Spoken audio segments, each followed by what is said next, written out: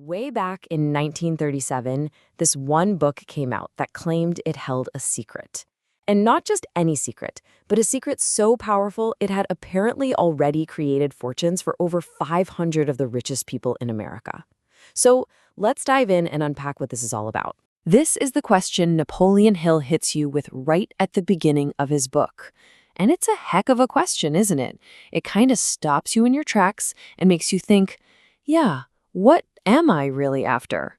The book promises that a single philosophy, this one big secret, is the key to getting, well, any of it. And that book, of course, was Think and Grow Rich. Now, you got to remember, this was published right in the thick of the Great Depression. It dropped this message of hope, basically saying that any kind of riches, whether that's money in the bank or peace in your soul, all of it starts in your head. A pretty gutsy thing to say when millions of people had just lost everything. To really get the secret, we have to kick things off with a story. So picture this. A young guy named Edwin C. Barnes. He jumps off a freight train in New Jersey. He's totally broke, looks like he hasn't eaten in a week. But here's the thing. In his own mind, he was already the business partner of the one and only Thomas A. Edison. The story of how he turned that thought into a real, actual thing is our very first clue. You see, the secret wasn't even Hill's to begin with. It was actually given to him as a challenge, a dare, really, by one of the wealthiest men who ever lived, the steel giant Andrew Carnegie. Carnegie was convinced that the principles that made him a success could be boiled down into a formula that pretty much anybody could use. So Carnegie gave Hill this monumental, almost insane task. Spend the next 20 years, with no pay, by the way, studying America's biggest success stories. We're talking Henry Ford, Thomas Edison, Theodore Roosevelt, you name it. The goal? Find the common thread. Hill said yes, and it took him more than a quarter of a century to do all the research, test it, and finally get the formula down on paper. In this right here, this is the absolute core of Carnegie's secret. It's not about being lucky or where you went to school or how much money you start with. It's the idea that your thoughts, they don't just stay cooped up in your head. They actually create this kind of magnetic force that pulls their physical equivalent right into your life. The real power, Hill says, is in grabbing the steering wheel of your own mind. Okay, so that whole dominating thoughts thing can feel a little abstract, right? But Hill breaks it down into a really practical three-part engine that drives the whole philosophy. Desire, plan, and persist. Desire, plan, persist. Let's break that down. First, it's not enough to just want something. The book insists you have to have a burning desire, like a total, all-consuming obsession with a very specific goal. Second, that desire is totally useless without a practical step-by-step plan. And third, you have to have the stubbornness of a bulldog to stick with that plan, especially when it feels like nothing is working. So let's talk about desire. This number, $600 million. That's the estimated profit from the creation of U.S. Steel. And where did that all begin? As a single idea inside the mind of Charles M. Schwab. He had a burning desire to bring the steel industry together. He pitched this idea with so much belief, so much certainty, that he got J.P. Morgan and Andrew Carnegie on board and literally turned his thought into the biggest corporation on earth. Now, this next bit challenges something we've all heard a million times. Knowledge is power. Hill basically says, nope, that's not true. Knowledge by itself is just stuff. It's raw material. It only becomes powerful when you organize it into a practical plan. It's why a guy like Henry Ford, who only had a sixth-grade education, could hire and manage people with way more schooling than him.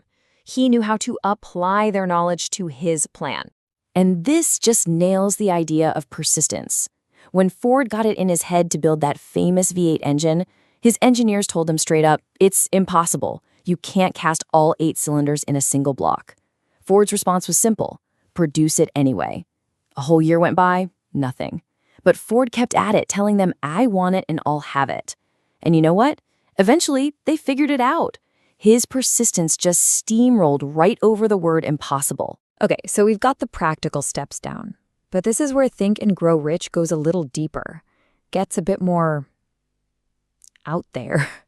Hill genuinely believed that the human mind could plug into some kind of universal intelligence. A huge piece of this puzzle is what he called the mastermind. Hill's theory was that when two or more people's minds work together in perfect sync, a third, invisible mind is born, a mind that's way more powerful. This isn't just brainstorming. He saw it as a kind of psychic, spiritual connection. Andrew Carnegie actually credited his entire fortune to the power his mastermind group created. Hill literally pictured the brain as a radio, a broadcasting and receiving station for thoughts. He believed it could tune into what he called the ether, this great cosmic sea of vibrations. He said that when you focus your mind with laser precision, you start attracting relatives of that thought from this universal field. You're basically tuning your brain to the frequency of whatever it is you want. Now, these almost mystical ideas about some universal ether, they didn't just vanish after 1937. Oh, no. They've been reimagined, twisted, and they've evolved. For instance, a more modern source we looked at takes this exact concept and pushes it even further. It's not a universal ether anymore, it's a multidimensional reality. And this source goes way off the business path. It presents this very unique, and you'll probably notice, very uniquely spelled philosophy. It says things like outer ease requires inner ease, and it's highly critical of what it calls brick and mortar schools. This perspective is just deeply skeptical of society, warning about false ideals it claims are put up by demons to weaken people. And just to give you a taste of how deep this skepticism runs, the source makes this pretty extraordinary claim about the moon landings. It's a wild example of how that core idea we started with, that a powerful belief can shape your reality, can travel from the boardrooms of 1937 to the absolute fringes of modern thought, where it's used to tear down what most of us just accept as reality. So, after all that, after covering the practical steps, the metaphysical stuff, and these much stranger modern takes, what's the one lesson that ties it all together? What is the real secret at the end of the day? This is it. This is the whole shebang in one sentence.